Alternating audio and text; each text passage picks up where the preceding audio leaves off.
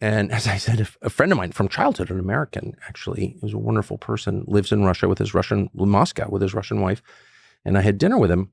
He's a very balanced guy, totally non-political person. And speaks Russian and loves his many Russian children and loves the culture. And there's a lot to love. The culture that produced Tolstoy. You know, it's not a gas station with nuclear weapons. Sorry. Only a moron would say that. It's a very deep culture. I don't fully understand it, of course, but I admire it. Who wouldn't? But I asked him, like, what's it like living here? And he goes, it's great. Moscow is a great city, indisputably. He said, you don't want to get involved in Russian politics. And I said, what? He said, well, you could get hurt. You could wind up like Navalny if you did. But also it's just too complicated. You know, the Russian mind is not exactly the same. It's a European city, but it's not quite European.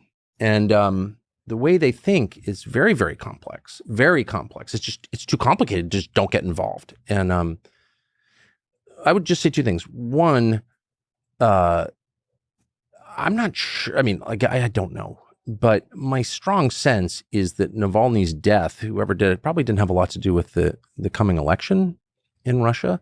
My sense from talking to Putin and the people around him is they're not really focused on that. I mean, in fact, I asked one of his top advisors, when's the election? And she looked at me completely confused. She didn't know the date of the election. Okay. She's like, March?